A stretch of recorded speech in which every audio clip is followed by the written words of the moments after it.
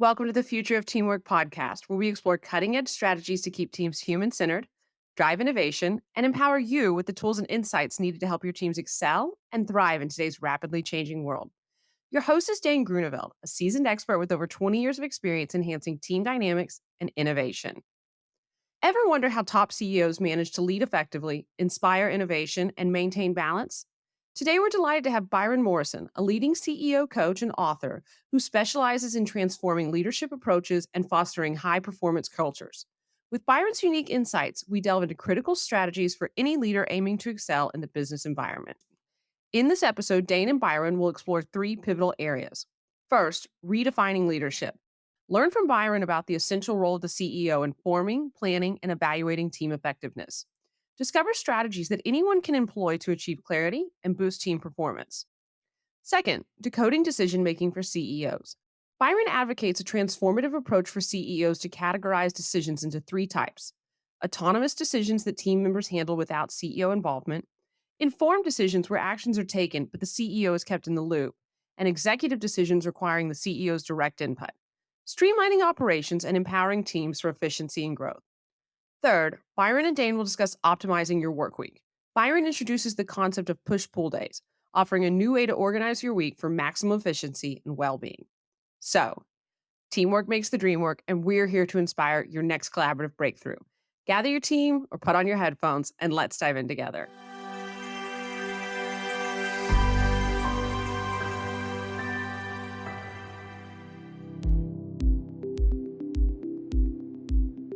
Welcome to the Future of Teamwork podcast. My name's Dane Groeneveld, CEO of the HUDDL3 Group, and today I'm joined by Byron Morrison. Byron is based in Warwick in the UK. He is the author of a number of books, and he's a CEO coach, so this is going to be a really great episode to listen to for all the listeners out there, but hopefully it's a little bit of a workshop for me too. Welcome to the show, Byron. Hey, thanks for having me on. I know we've been connected for ages and trying to make this happen, so I'm glad we finally made it work. Yeah, me too. Thanks for making the time. So a CEO coach, like that's a really targeted place to be spending a lot of your time around research, writing, doing work with CEOs.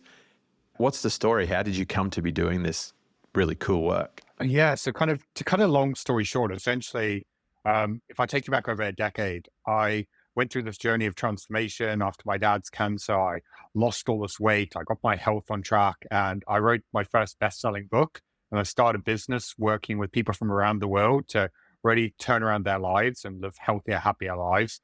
While I was really good at the helping people part, I was completely in over my head when it came to running a company. Like I'd never managed people. I'd never dealt with kind of making decisions or conflicts or anything that really comes up with being a leader.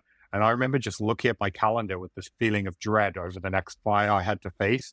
I just reached a point where I was just burnt out and exhausted.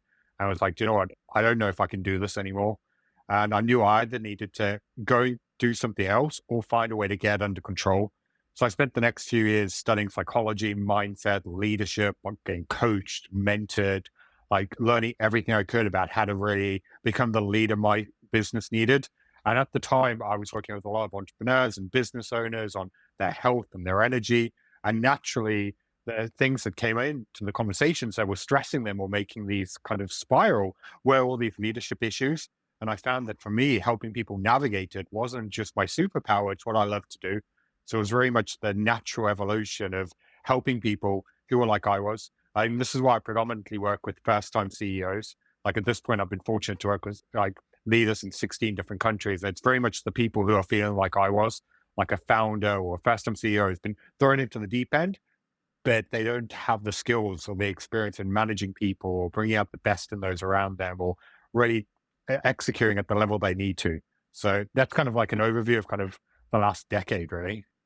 Yeah, it's a great story. I love that it starts with, personal wellness and that transformation and then it moves into business, because we talk about a lot of where wellness and productivity, they can either come together and reinforce each other or they can pull apart and hurt each other, right?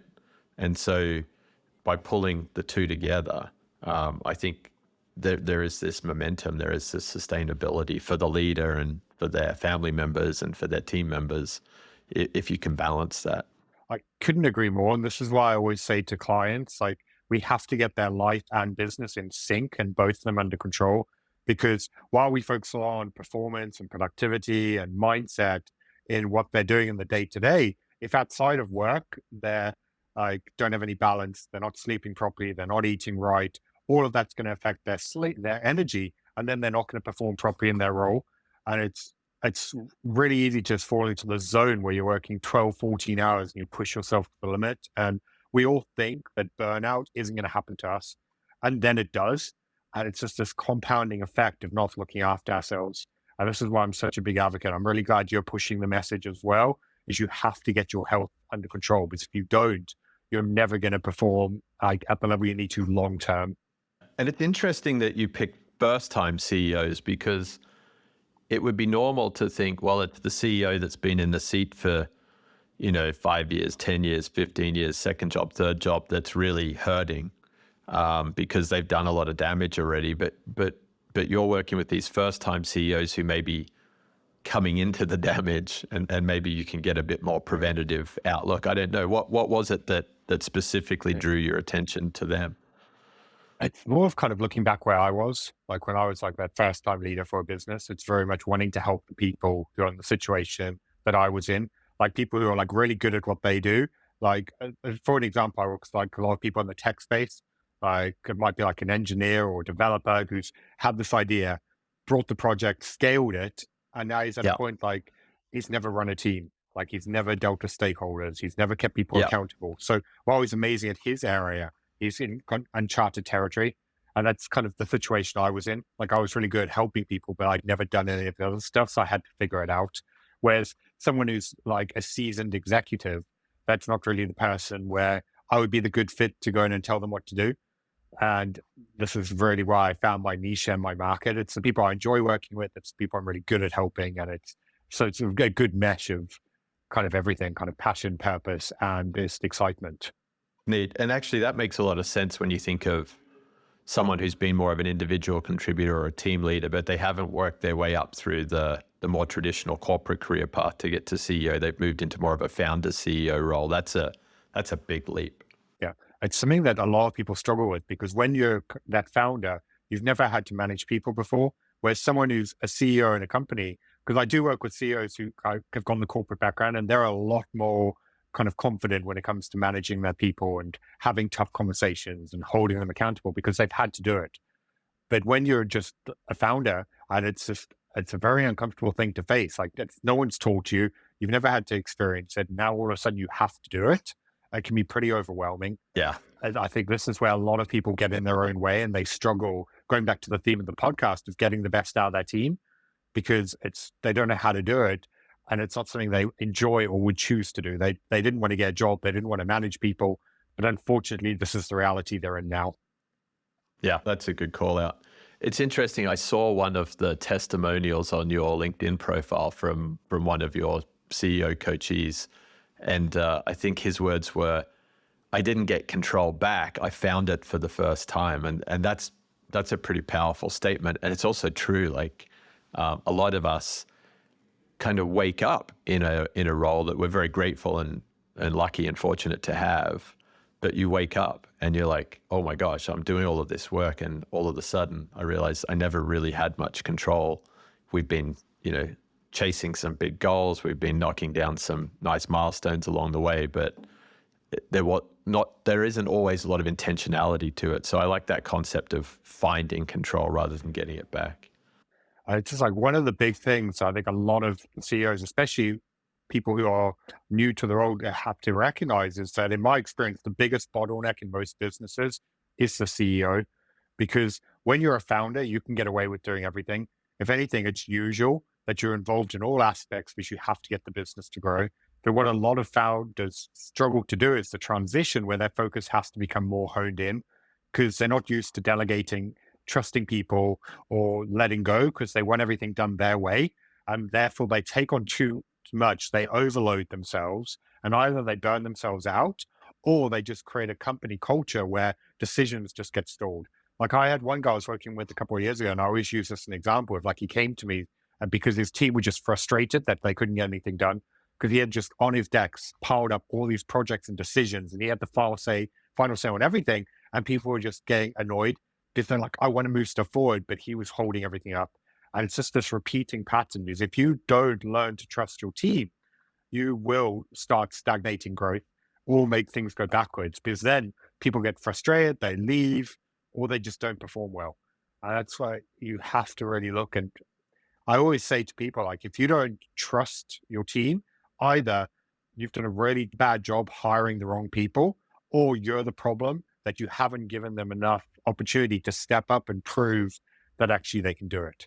And a lot of the time, it's the second. It's people want to do good work, but if you don't let them do so, it's just going to be a frustration all around.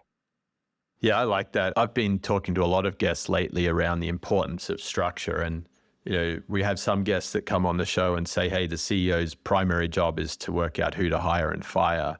And that's an oversimplification, because your second point, which is actually work out who to hire and fire, but make sure that you really create that environment for them to flourish with the trust, with the feedback. I know we talked a lot about feedback and communication before the show.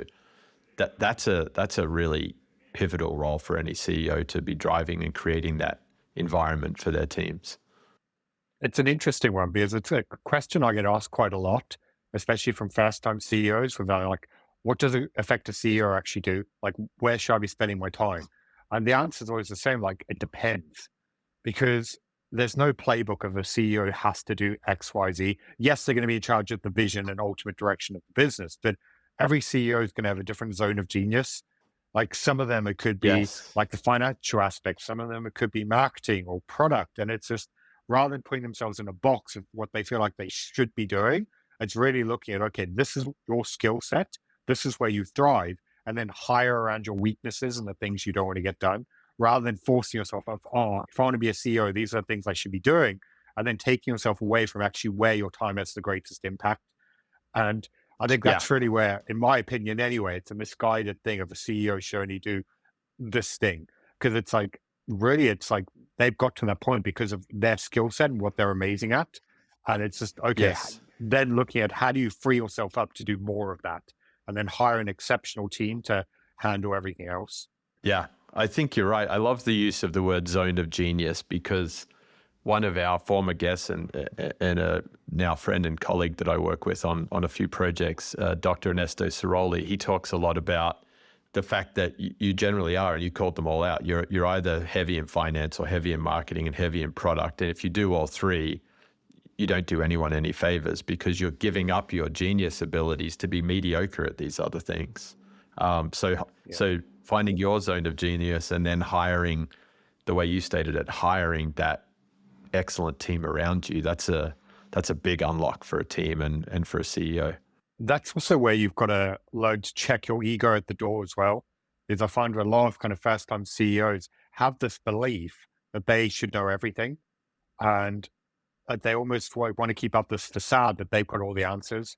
And what I always try and push back on people, like, it's not your job to know everything. It's your job to surround yourself with the right people that do, so that you can then make informed decisions based on the information and ideas they bring to the table. It's like if you're going into a pitch, like, chances are, if you want to get to the numbers, you'll bring your CFO in and you'll get them to dive in deep into all of the minutiae of it. But a lot of first-time CEOs are like, no, I should know all of this. And yes, they do need to know their numbers. I'm not saying they don't, but it's like, if you try and master every single area, you're really selling the business short. It's like, no, these are the people who are the experts at this. Get the right information and then make decisions, rather than trying to do that fake it till you make it. Because if you go into Yeah. meetings and try and just pretend you know everything because you feel like you're the one who has to guide everything, it's really doing the team a disservice. Because it's like, why have you hired them then? It's like, Yeah. no, like, they're the expert at what they're doing for a reason. Trust them and listen to them. That's interesting. And I love check the ego at the door. And there's a fine balance between being a leader that's got that ivory tower, like, hey, just bring the ideas to me and I'll call the shots from my office, and being in the trenches and being too much in the way and being that bottleneck you talked about. Like, it's easy to get far out on either side, but to get that balance where you are able to be removed and trust your team to do their best work and help make those decisions, call those shots. but also kind of do your best work in there with them. That feels like a sweet spot. But I guess it's always moving because the business is kind of ebbing and flowing through growth and changes in product and everything else. So how do you kind of check in with the CEO and their team on that dynamic over time? Are they too close, or are they too far away? Are they too flexible? Are they too structured? So for me, it's really about taking a step back and auditing what's happening. Like, are they getting pulled too much into stuff they shouldn't? Are they finding that mistakes are coming up that could have been prevented? It's just having a look and being like, having an honest breakdown of, are things moving in the right direction, or are issues coming up? Because if there's a lot of repeating patterns, is it because things haven't been communicated properly? Because people aren't being kept accountable? The right expectations haven't been put in place? Like, I'll give you an example of this. There was one guy I was working with who, one of his big frustrations was like, this guy's a genius, like one of the smartest people like I've met, but he's just not very good at explaining stuff. And their product and like the business they do, it's very detail orientated. And he would then go and explain to someone, I need you this. They would just overwhelm them and overcomplicate so much. And then they would just be like, yeah, I know what to do. And a lot of the time, it would then come back a month later and they actually didn't understand and they made all these mistakes. And then he would get frustrated because he'd have to dive back in and fix it. And when we really broke it down, it's like, because he wasn't communicating properly. Like, he was just bouncing around between ideas and they didn't know what to think or where to go. So it was really working out, okay, he was the problem here. He needed to take a step back and make sure that rather than trying to rush it, that he actually communicated, this is what I need you to do. And then looking at feedback loops of, okay, rather than like a month before we touch base at the end of the project, maybe there's various different steps where we just have a quick touch point to feedback of, okay, where are you at? What support do you need? What problems are you having? And then adjust it accordingly. And one of the things I found really like impactful for him was just really simplifying, because it was so detail orientated, is take someone through it and then be like, oh, just explain back to me what you need to do. And if they couldn't explain it back, they didn't understand it. And it's just like, I know that sounds a little bit micromanaging, but the reason it worked for him is just because of the way his brain worked. A lot of the time he assumed people knew and understood what he said, but they didn't. But because of his personality, they didn't want to speak up. And that's why I just loved that as a really easy thing of him just to clarify that they were on the same page. That clarity is huge.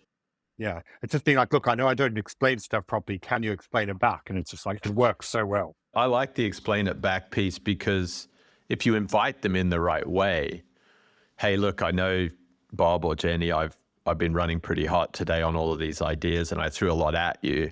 So, help me out by kind of playing back what you heard that resonated, or what you heard of the direction that we're going in.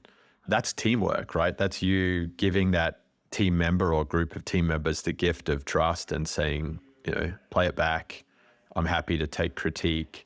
Where did I go too fast? Where did I have blind spots? I actually like that framework far better than sending them off to do the work and then redlining a whole bunch of it in a week or 2 weeks' time. Yeah. It's just really understanding of like, how do you bring out the best in people? And a lot of the time it just comes to slowing down, because this is the problem when you're like a founder CEO, like you're so used to going at like 100 miles an hour. Everything's execution and pace. And as you scale and you've got a team, you have to slow down. And this is why I see a lot of leaders become their own worst enemy, because they know what's going on.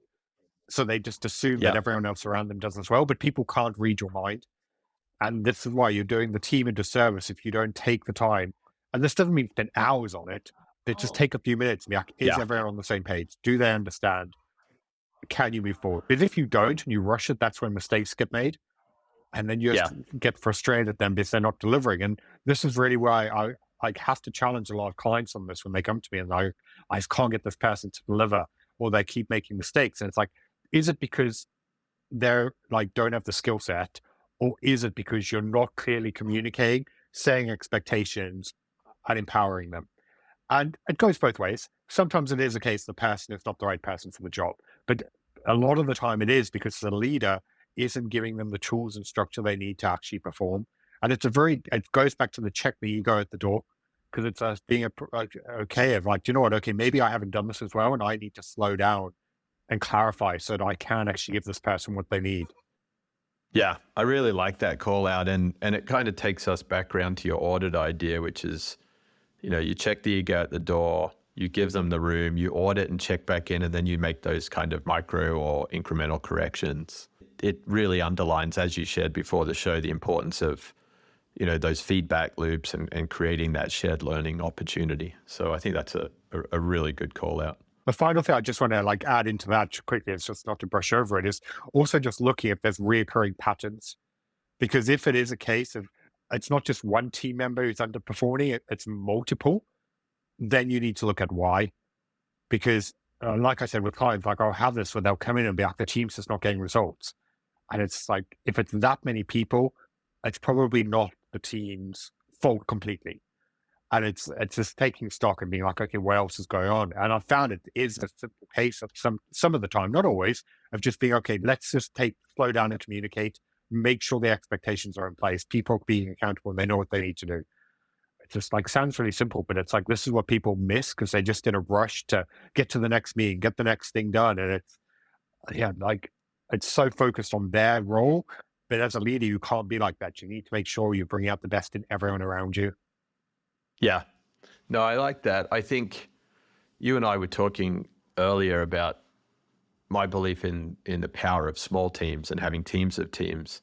And I think as a leader, when you've got teams of teams and you are, to your point, seeing a pattern of, results that aren't optimal, you do have to kind of look a bit in the mirror and say, what is it that I've allowed to turn up in this organization that is, slowing down the whole movement or not allowing teams to work well together across functions.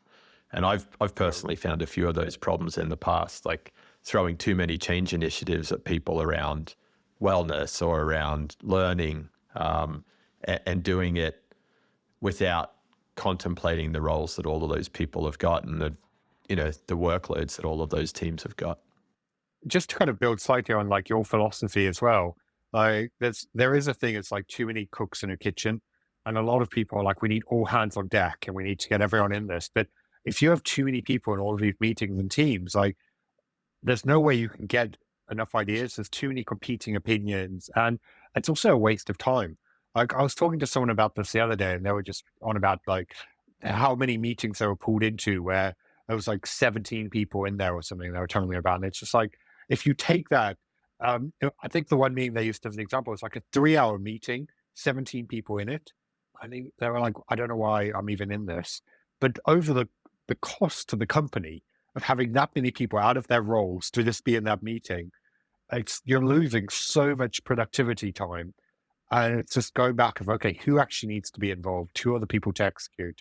Because if you have like 2, 3, 4 people, it's just like, it's easy to brainstorm ideas and get stuff together. When you've got like 10 plus people in a room, people talking over each other, people like don't want to say something in front of that many people in case they get it wrong. It's a very unproductive environment. And it's just like, it's such a big problem when people scale. It's just like, yeah, you need to like, yes, scale and grow, but then keep the intimacy and the kind of relationship. Yeah. I think that's a compounding effect in the wrong direction, right? Because not only, to your point, are you killing productivity in the team by having all of these brain hours wrapped up in a meeting where they're not getting to contribute, you're adding frustration to when they do go back to their desks and the roles. So that's a grind. That's probably a good segue into the point you made before the show around the 3 types of decisions to delegate to your team. If you're moving away from management by committee and where you or your key leaders need to be in a large group making decisions and scrutinizing decisions, how do you start to create those types of decisions that you can flow down and trust the organization to be making at the right levels? Yeah. So the way I always teach this to clients is if you want to empower your team, you need to show them that there's 3 decisions they need to make. The first type of decision is the day-to-day that's involved with their role, that they're the one who can make an informed decision or judgment and just do it. The second type of decision is the decision that has broader implications or bigger stakes. There's still a person to make it, but you need to know about it in case it comes back on you.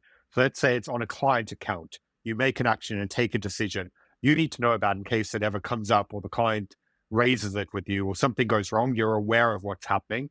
And then the third type of decision is the ones that you either need to be involved with or you're the one who needs to make it. And if you have the right team around you, they can make an educated guess.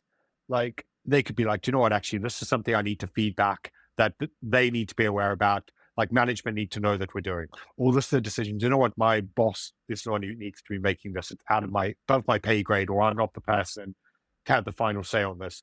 Or if it's like something I've just made this, like ordered some new office supplies. Like you don't need to go feed that back to the CEO. And it sounds Yeah. ridiculous, but one lady I was working with, like all of this was hitting her plate. She's just got like the admin person like coming to her being like, which pen should I order? She's like, I don't care. Like just find good ones and get Just it get on done. But with it's it. like all of this stuff every single day is just coming to her, and then she can't get any work done because it's just constant firefighting and just being pulled into things she shouldn't be doing it. And it's just, yeah, just make a decision if it's within your realm. Like if you can make a decision that's not going to have too much of an impact, or if it's something that's like within your expertise and what relates to your job, that's what you need to do. I think that's powerful. How do you, when working with the CEO, how do you sort of explore, discover, codify those decisions so that the team knows if it is a 1, 2, or a 3? It's just looking at the bigger implication. Like, is this going to have, if it goes wrong, is this going to have huge ramifications, in which case the CEOs probably end up to be involved? Is it something that ultimately it is a big decision that could go one way or another, which again, CEO is going to be involved? Or is it something that it's within their job and they've been hired to do a particular thing? Say they're running a project, they're in charge of it, they're the one who has to make the call. Therefore, in that Yep. situation, it could just be a case of just feedback. Just be like, look, this is the path, this Yep. is what's happened, this is what we decided to do, because you want to keep them Yep. in the loop. And it's just like, it's having the conversations. And if you create the culture where you set the expectation of these are the sort of decisions you need to make, if someone comes to you and they be like, oh, I need to make this decision, then you can push back and be like, do you know what? This is a decision you should be making, because it's then empowering Yeah. people and not them feeling like you have to hold everything over them.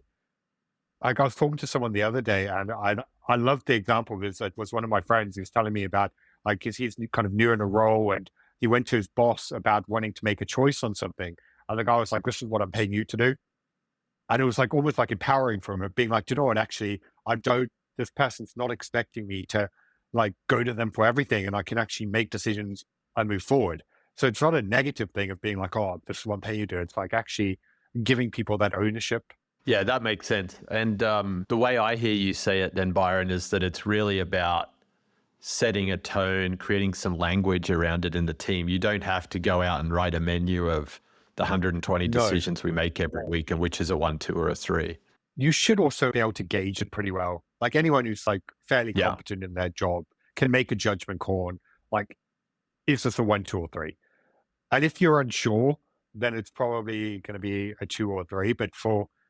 And you could just go back and be like, for decisions like this, ask, like, is this something that you would want me to do or whatever? It's just having that feedback and open dialogue. But I think most people can make an informed decision as to which category it's going to fall into. Like you're Yeah. going to know, like with what you're doing, of like, okay, is this something I should be keeping people in the loop or going higher up for a call on? Yeah, that makes sense. I'm envisaging a poster on the wall that says, here's a 1 decision, a 2 decision, a 3 decision. No, I think that falls into the micromanaging territory. Yeah, I don't know. I'm a visual guy. Um, I think it's funny, right? The way that different teams are going to apply things as mantras. Some teams are going to apply it very formally and rigidly. Other teams are just going to kind of organically land on it over time through discussion. But I really like the framework and the approach. We were talking earlier, like if a team's doing a really good job, we've covered the feedback and the building trust, and then they're doing a great job of sort of letting people make the decisions in place. So now that CEO that you're working with is getting some control back. They've got some more time. What are you doing around energy and energy management? I know we were talking about some concepts there before the show. Yeah. So one of the things I see that as high performers, this isn't going to apply to everyone, but one challenge of high performers is they try and treat every day the same. They try and have the same structure, the same routine, because they feel that's how they're going to be like get their best work done. And while that can work, in my experience, it's far from optimal. So I'll give you an example and then I'll give you a solution to it. So I had a CEO come to me who was absolutely crushing Monday and Tuesday. Like he was energized, he was getting stuff done, really productive. Then we looked at Wednesday, he was dwindling off. He wasn't as focused, he was a bit tired, wasn't getting as much done. Thursday was even worse, and Friday was a complete write off. So in reality, he was having 2 really productive days a week. So what I encouraged him to do was incorporate, and I talk about this in one of my books, it's a philosophy that I call push and pull days. So essentially a push day is a day that you go all out, you take on more work, you do more high bandwidth tasks, you maybe work longer hours. A pull day is a day that you pull back. You focus on rest, recovery, you maybe take on less bandwidth tasks and you allow yourself to just get your headspace back. And what I encourage the CEO to do is treat Wednesday as a pull day. I was like, sleep in a bit, start later, have less meetings, finish early, go play tennis, hit the gym, get a massage, do whatever you want to Yeah. do. And at first he Yeah. was really reluctant. He was like, I can't do that. And he felt really guilty, like he was being lazy. But he was like, okay, I was like, just test it and let's see what happens.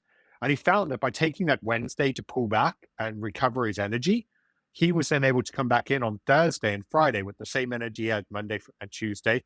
So he went from having 2 productive days a week to 4. And it was just by looking at the bigger picture and not treating every day the same. This is why I'm a big advocate of like looking at your energy and the long haul and treating high performance as a marathon, not a race. But the Mm. important thing to take away from this is you have to look at your own schedule and routine because what works for one person isn't going to work for another. Like I'll give you just 2 quick other Yes. examples so anyone looking at this can think about. Like I've got another lady I work with who she travels a lot into London. Like she does some days in the office, some days at home. And she was trying to Hmm. treat every day like the same. So she was trying to exercise every day, try and do all these things, and she just kept dropping the ball and there was too many moving parts. So I was like, we need to treat your commute days as push days. They're the days you go in, you do longer hours, but maybe on those days, you don't pressure yourself to exercise. You're getting back at like 8, 9 p.m. It's just not going to happen. But then you Yeah. pull back on the home days. And those are the days that you maybe have more balance. You go for a walk, you get your workout in. And for her, it was just having that mentality of, okay, this is a push day. This is what I take on. And, or Yeah. using myself as a different example, like weirdly, Mondays are my least productive days of the week. Like for some reason, like we have do a lot of stuff on weekends. Like my energy is not great on a Monday morning. So I find for me, I pull back on a Monday. Like if I try and do content creation or videos or anything like that, it just doesn't go as well. I don't have the right energy. It takes longer. If I treat Tuesday, Wednesday, Thursday as push days, they're the days I get up earlier, I focus on creative energy tasks, and that's what works for me. So it's just all about understanding your own energy. And I had, going back to the point of the question, I had a guy that I worked with who runs a sales team, and he did this, and it was just a game changer for him, and he loved it. So he took it and he spoke to his team about it and getting them to look at their own schedules and family commitments and things they got going on and giving them permission. They don't Yeah. have to go at 100 miles an hour every single day. And it's going through when do you need to push and pull back so that you get that like high caliber performance over the long run and not just that kind of couple of hours here and there. That's powerful. I really like that. And I read an interesting stat. I'm thinking about how that plays out for other leaders and team members in the business. I read an interesting stat that said when bosses call in sick, they think the team feels burdened that the boss won't be there to help. But actually, most teams, when you survey them, their energy lifts because they're like, oh, the boss isn't coming today. That means we can do our work without worrying about having to answer a random question or explain our work. We can just get on with it. So maybe if the boss is doing the push-pull days, on your pullback days, your team's actually getting an opportunity to really push. It's also recognizing that what you set as behaviors at the top trickles down. Because if you're creating a Yeah. culture of working ridiculous hours and having to burn yourself out, people see them, they feel like they need to emulate it.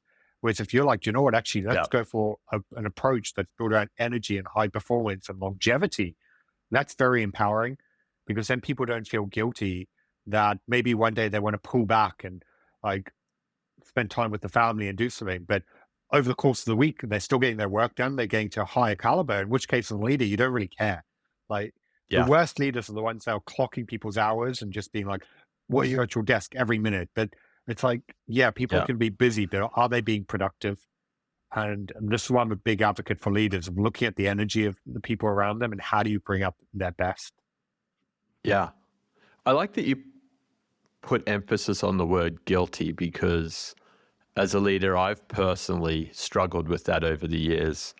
If I choose to go, even in the pandemic, if I choose to go and work from Utah for a week and do some skiing with my family, even though I crush the hours early in the morning when they're all still in bed, being on the ski slopes at like 10 in the morning when I know the team's working and then planning to check back in later, that you kind of do feel a bit guilty. But maybe that's because we're just not talking about it enough in teams, about the importance of, working when your energy's high and taking the time to recover and look after wellness. I'd say that's definitely a part of it. I'd say the other part of it is we normalize what we repeatedly do. And this is why, as high performance, we're so used to working 50, 60 hours a week that anything counter to that is just off putting. Like we feel guilty that we're not doing more.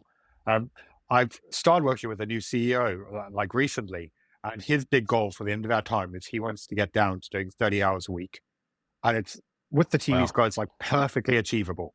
And I said to him, like, I'm going to warn you right now that the hardest part of you doing this is going to be the mental shift to actually follow through with it. Because as entrepreneurs, we all say we want freedom, but when we actually get it, we don't know what to do with ourselves.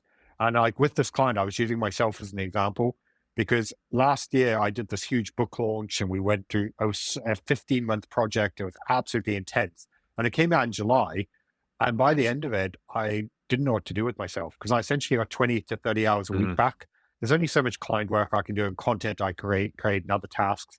And like for a lot of it, I was just like lost. Like I felt so guilty. I was like, I should be being productive. Like business was still growing, things were going well. And I was just like, yeah, it was just like very disheartening. And it's just like, I've seen this happen with a lot of people. Like you see these CEOs who get this big exit, they finally got freedom, they got all the money and they get depressed because they don't know what to do with themselves. That's because they've normalized Yeah. overworking and the grind that taking time off feels uncomfortable. And this is why you've really got to understand your own triggers and kind of patterns, because it is one of the pitfalls of it, goes back to that guilt where you feel bad that you should be working more. Like even when things are running really well and things are getting done, like I see this with clients where we get all the delegation and the processes and everything else in place and things are running smoothly. And they're like, now what? Like I had one guy come to me and it's like, I'm getting all my work done by like 11 a.m. I'm like, Yeah. what do I do with my day? And I was like, well, you said to me, you want to go play golf and do all these things. Like give yourself permission to do it. But he just feels bad. He's like, yeah, Yeah. but I should be working. And it's where we were at, our own worst enemies. It's a fascinating point, and I hadn't given it thought, but you're right. When you normalize that behavior, it's like a withdrawal, right? It's like you're a bit of an addict to your work, and that is uncomfortable. So if we dig a little bit deeper on that, push-pull concept's awesome. Like I can see myself really wanting to lean into that, but you're talking push-pull on the days of the week. Your book example was where you kind of pushed for months on end. How do you sort of plan ahead if you know you're going into a big project, a book release, a product release, an acquisition, a divestment, whatever it is? If you know you're going to be crushing it for 3 months, 6 months, do you plan an approach, a model at the end once you get there, or do you try and carve out blocks of time, long weekends? Is there anything that you've got a view on there? Um, it's going to be different for everyone. So I'll just throw a few different examples at you because I think anyone listening can kind of pull out of that what they need to. So like I'm a big advocate as well of kind of, let's say someone's going on a business trip and they're taking a week where they're traveling, they're kind of going to be like jet lagged and all of these things. That might be a push week, in which case they might need a pull week the week afterwards where they work short hours. Like I find that after a trip, whether it's a holiday or for business, generally people need a pull day coming back to ease back into it. Mm. Another example Yeah. is I've got one guy I work with who they've got two really busy production periods every year where it's a month flat out. Mm. And during this time, it's very much a push month for him. He's in the trenches getting all this stuff done, but it means they pulls back on other stuff. Prior to this, his mentality is was trying to take on everything. Whereas now the process that we put in place is like 1 to 2 weeks out from this production period, he then starts transitioning. He's like, okay, all these projects that I'm working on, what do I need to have in place so I can either get them done or put them aside? And then he's mentally at peace that during that push month, he's not working on any of this other stuff. He'll maybe have 3 to 4 hours a week carved out where he can do stuff on it, but he's not pressuring himself to move it all forward because he's in a push period where he doesn't have the time or bandwidth to commit to it like he would in other periods. So it is looking at, okay, if you're going into this big push all out run, do you need some time afterwards just to give yourself a break?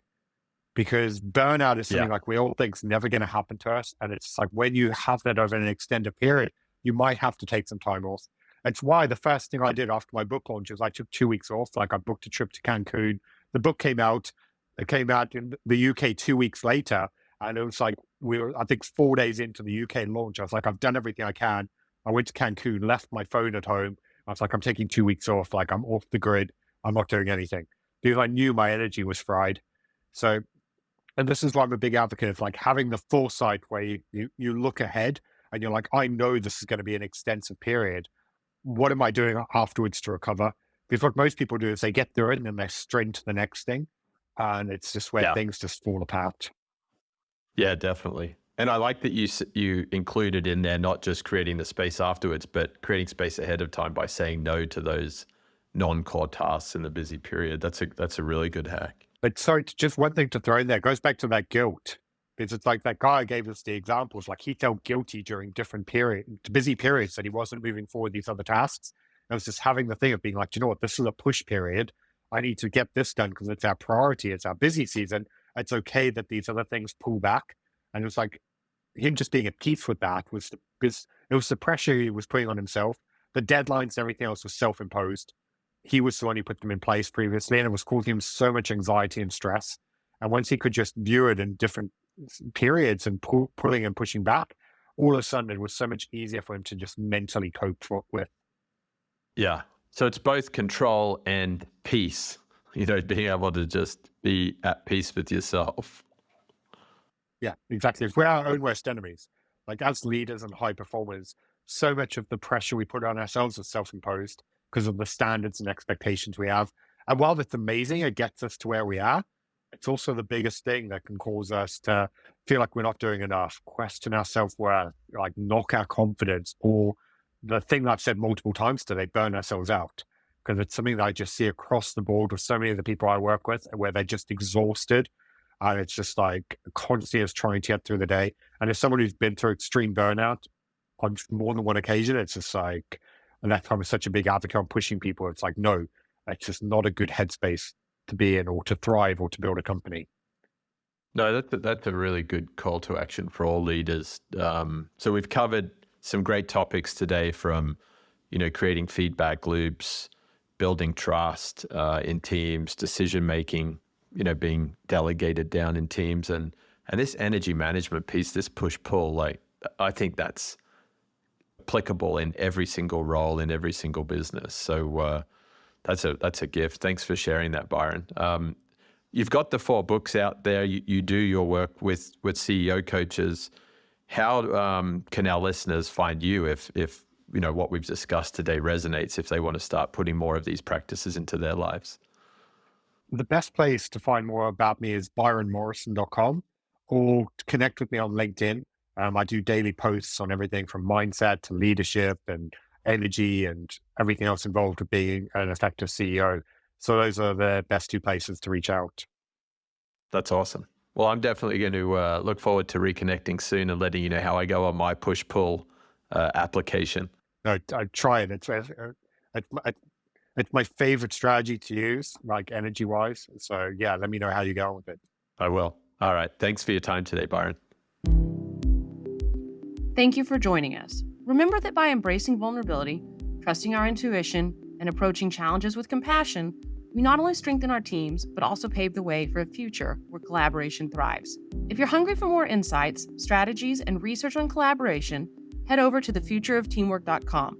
There, you can join our mailing list to stay updated with the latest episodes and get access to exclusive content tailored to make your team thrive. Together, we can build the future of teamwork. Until next time.